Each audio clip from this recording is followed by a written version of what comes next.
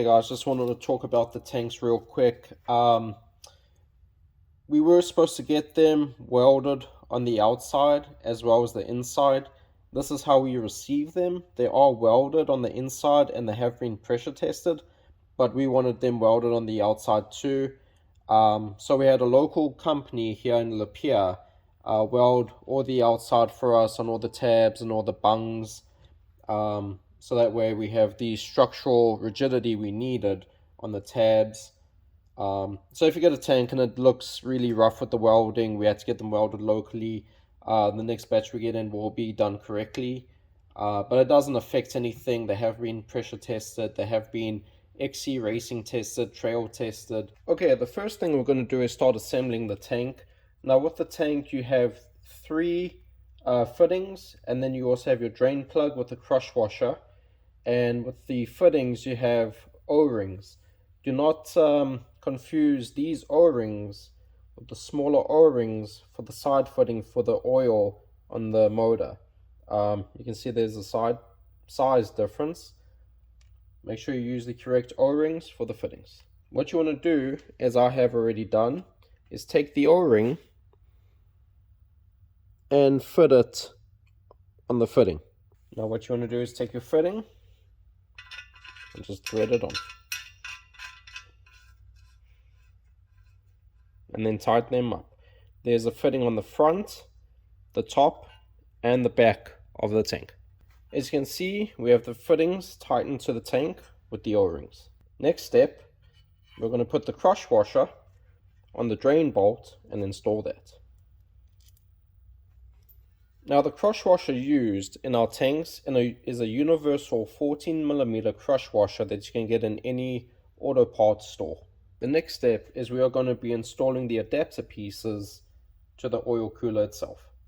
We're going to be installing this oil cooler kit on this 2014 Honda trx400ex. We've already installed the same kit on a 2007 trx400ex, and that was the machine used for testing. Due to the different machines and the models, we're not going to show you how to disassemble the oil cooler kit and take it off your machine. We will only show you how to install it, as taking the plastics and the parts off different Euro trx400ex's and x's varies. Don't forget, you want to drain your oil first and do this while the motor is cold. Okay guys, so when you take these two side fittings off, there will be two dowel pins and two O-rings. You'll need to use the dowel pins. As far as the O-rings go, the kit comes with new ones, but you do want to save these. And at this point, it's not a bad idea if you haven't done an oil change or your oil filter. Oil filter's right there. Go ahead and replace it if you need to. So as you can see, we have the stock oil cooler kit completely removed. The tank and the cooler that sits up here. The only piece you want to keep is the breather hose that goes to the top of the head. So you will be reusing this. I just pushed it out the way. But yeah, now we're going to show you how to install the kit. Now that the OEM oil tank system is off, we're going to show you how to install the new one. So we have the dowel pins that we took off from the original. We installed the new O-rings that come with the kit. So they just fit in to the motor. I've already done the top one. And you will push them in and they'll stop. So you have the two O-rings. Next, what you want to do is take the billet adapter pieces and install them on. And you want to use the same hardware you took off the motor. And now I'm going to torque these down to 84 inch-pounds. The next step is going to be installing the oil cooler bracket onto the frame. Now this mounts to the upper A-arm bolt locations. We have supplied longer bolts that you will use, but you will be using your existing nuts on the back. As you can see with the bracket installed, the cooler is going to fit right up top here, and it uses the A-arm locations to fit the bracket. Now it's time to install the cooler. You want to install the cooler guard first, that way dirt and debris doesn't hit the fins and it provides cooling.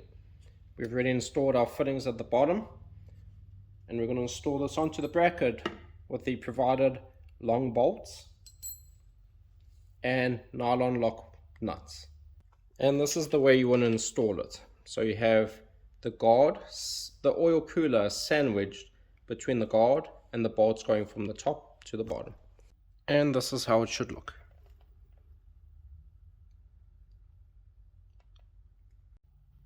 The next step is you're going to be wanting to install the 90-degree fittings to the oil cooler. Now when you install these, you want them facing in towards underneath the upper A-arms. Just like that. And you want it facing a 45-degree angle towards the steering stem. Provided with the tank, you get a short hose, a medium hose, and a long hose, as well as clamps. We're going to show you how to install the hoses onto the tank first, and then onto the motor and oil cooler next. The shortest hose connects to the bottom of the tank, and the end of this piece will go to the lower portion on the motor to the fitting.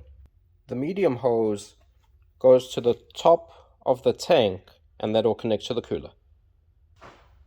Okay, so we got the tank installed.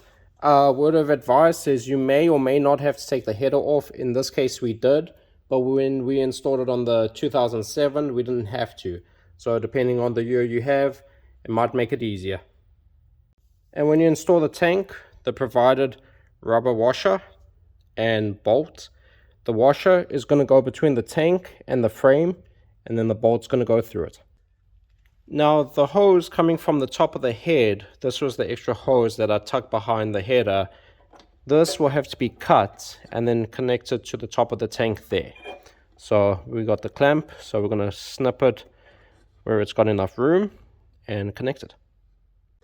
So what you want to do next is take the hose from the bottom of the tank in the back side towards the motor and connect it to the lower fitting on the motor. Don't forget your hose clamp and tighten that down. Okay, so the next hose is going to go from the top of the tank and it's going to come down and it's going to go to this side of the cooler. This is the front of the ATV.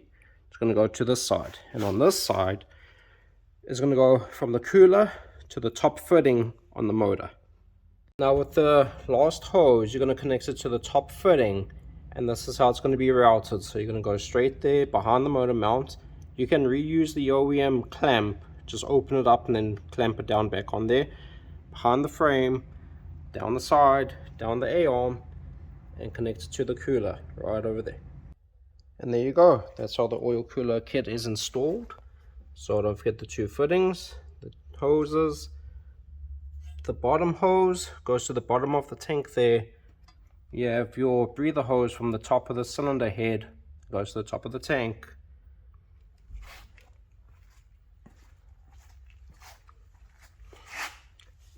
Don't forget your fittings, 45 degrees inside, this way and this way. It also uses the OEM dipstick, so that also is a nice thing about it.